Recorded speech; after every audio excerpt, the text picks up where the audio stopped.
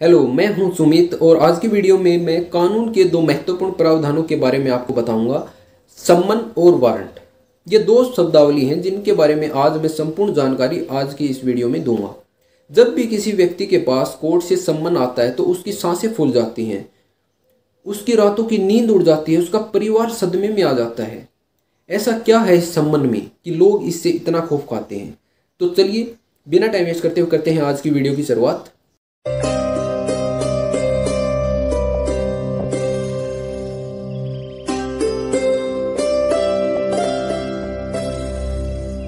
सबसे पहले जो सीआरपीसी में सम्मन केसेस और वारंट केसेस को डिफाइन किया गया है शॉर्ट में, तो उनकी बात करते हैं। सीआरपीसी सेक्शन 2W के अनुसार सम्मन केसेस वह केसेस होते हैं जिनमें सज़ा 2 साल या 2 साल से कम होती है। अगर वहीं पे हम बात करें वारंट केसेस की, तो सीआरपीसी सेक्शन 2X के अनुसार वारंट केसेस वह केसेस होते हैं जिनमें सज़ा 2 साल से लेकर फांसी तक होती है। चलिए अब विस्तार से जानते हैं सम्मन और वारंट के बारे में। सीआरपीसी के चैप्टर 6 सेक्शन 61 से लेकर 69 के अंदर सम्मन को डिफाइन किया गया है। वहीं पे अगर वारंट की बात करें तो चैप्टर 6 के सेक्शन 70 से लेकर 81 तक वारंट को डिफाइन किया गया है। सबसे पहले हम बात करते हैं सम्मन के बारे में। सम्मन को कौन जारी करता है, सम्मन किसके लिए जारी किए जाते हैं, सम्मन का प्रारूप क्या होता है। तो सबसे पहले हम बात करते हैं सम्मन जारी कौन करता है।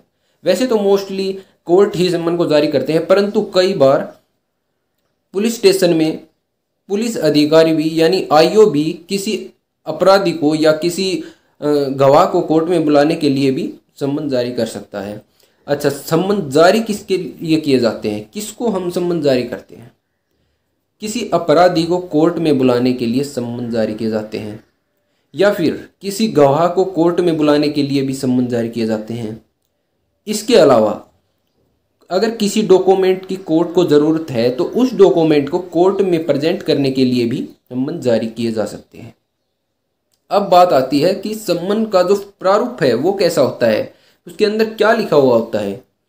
सबसे पहले जो जज या मजिस्ट्रेट सम्मन जारी करता है उसका नाम लिखा हुआ होता है, उसके साथ साथ उस कोर्ट की उसके ऊपर मोहर लगी हुई होती है, और जिस अपराध के लिए या जिस गवाह को जिस केस में कोर्ट में बुलाया जा रहा है वह सब डिटेल उस सम्मन के ऊपर लिखी हुई होती है, यानी कि केस की डिटेल उस सम्मन के ऊपर लिखी हुई होती है। इसके साथ साथ नेक्स्ट डेट ऑफ हियरिंग कि मतलब किस दिन किस डेट को आपको कोर्ट में आना है वह भी उसके ऊपर मेंशन होती है। इसके साथ साथ अगर हम बात करें तो सम्मन की हमेशा 2 कॉपीज आती हैं, क्योंकि सम्मन यह इंग्लिश वर्ड है। हिंदी में सम्मन का मतलब होता है बुलावा पत्र, किसी को बुलाना, और एस लगा हुआ है यानी ये प्लूरल है, तो 2 कॉपी जाती हैं, सिंगल नहीं जाती। 2 कॉपी क्यों जाती हैं? क्योंकि एक कॉपी जिसको हम सम्मन देने जा रहे हैं उसको दे दी जाती है, और दूसरी जो कॉपी होती है जो सम्मन देने जाता है वह अपनी कॉपी पे उसकी रिसीविंग लेता है, यानी कि उसके सिग्नेचर करवा लेता है जिसको हम सम्मन देते हैं। तो इससे यह कंफर्म हो जाता है कि हाँ सम्मन की तामील हो गई है, यानी सम्मन जिसको हम देने गए थे उसने रिसीव कर लिए हैं। अब हम बात करते हैं, अगर हम सम्मन देने गए उस घर में लॉक लगा हुआ है तो क्या करें? ऐसी स्थिति में हम एक कॉपी उसके घर के बाहर चिपका के आ सकते हैं। अगर घर में वह व्यक्ति नहीं है जिसके लिए हम सम्मन देने जा रहे हैं, उसके अलावा उस घर में बच्चे हैं जो कि नाबालिग हैं, या उस घर में नौकर है या महिला है, तो उनको भी सम्मन नहीं दिया जा सकता। हाँ, अगर कोई बालिग है तो उसको चाचा ताऊ कोई भाई, तो उनको सम्मन दिया जा सकता है और रिसीविंग लेके इस प्रकार से भी तामील की जा सकती है। अगर मान लो कोई नजफगढ़ दिल्ली में क्राइम करके बिहार भाग गया, उसको सम्मन कैसे भेजेंगे, उसको कोर्ट में कैसे बुलाएंगे? उसको बुलाने के लिए जैसे नजफगढ़ की जो कोर्ट है जुरिडिक्शन लगती है वो द्वारका कोर्ट की लगती है, तो द्वारका कोर्ट बिहार में, यानी जो अपराधी है जो बिहार में भाग गया है उसके गांव का जो कोर्ट लगता है उस कोर्ट में सम्मन भेजेंगे। फिर बिहार का वो कोर्ट जो अपराधी का गांव है उस गांव का जो पुलिस स्टेशन लगता है, तो वो कोर्ट बिहार का कोर्ट उस पुलिस स्टेशन को वो सम्मन फॉरवर्ड कर देगा।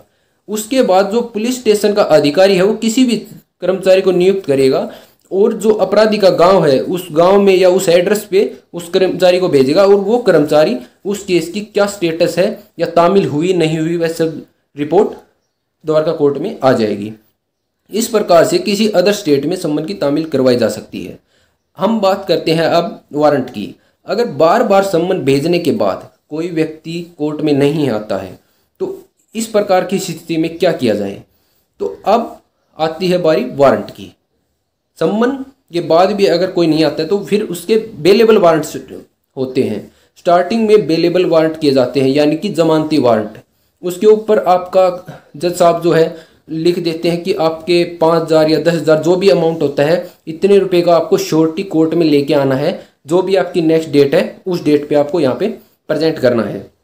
इसके साथ साथ अगर कोई बेलेबल वारंट के बाद भी कोर्ट में नहीं आता है तो उसके बाद NBW यानी नॉन बेलेबल वारंट, गैर जमानती वारंट भी कर दिए जाते हैं।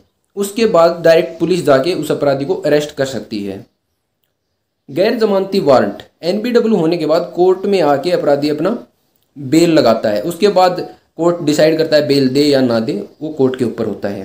तो इस प्रकार से वारंट और सम्मन को डिफाइन किया गया है CRPC के सेक्शन 61 से 69 सम्मन्स और सेक्शन 70 से 81 वारंट। अब हम बात करते हैं लास्ट में कि जो सम्मन होते हैं वह कब तक वैलिड होते हैं। यानी कि कोई सम्मन अलाउ कर दिया, कोर्ट ने निकाल दिया, किसी के नाम से सम्मन निकाल दिया तो वह तब तक वैलिड होता है जब तक कि उसकी डेट यानी कि जो हियरिंग की डेट है वो ना आ जाए। अगर वो हियरिंग की डेट आ जाती है, अगर सम्मन भेजने के बाद भी वह व्यक्ति कोर्ट में उपस्थित नहीं होता है तो उस डेट के बाद वह सम्मन ऑटोमेटिकली रद्द हो जाता है। अगर उसको दोबारा कोर्ट में बुलाना है या उसको कोर्ट में बुलाने के लिए दोबारा से सम्मन भेजने पड़ेंगे, परंतु वारंट में ऐसा बिल्कुल भी नहीं है। एक बार किसी व्यक्ति के नाम से वारंट निकल गए तो वह व्यक्ति जब तक कोर्ट में पकड़ के ला के पुलिस के द्वारा उपस्थित नहीं कर दिया जाता या फिर जिस कोर्ट ने उस सम्मन या वारंट को निकाला है वह कोर्ट खुद उस वारंट को रद्द ना कर दे, तब तक वह वारंट मान्य रहता है या रद्द नहीं होता। तो यह सब इस वारंट और सम्मन में डिफरेंस है। अगर आपको इस वीडियो में किसी भी तरह की और जानकारी चाहिए सम्मन और वारंट से रिलेटेड और आपके मन में कोई भी सवाल है तो आप नीचे कमेंट बॉक्स में मुझसे पूछ सकते हैं, मैं आपका रिप्लाई ज़रूर दूंगा। अगर वीडियो अच्छी लगी तो ज़्यादा से ज़्यादा शेयर करें और चैनल को सब्सक्राइब करें। Thank you so much.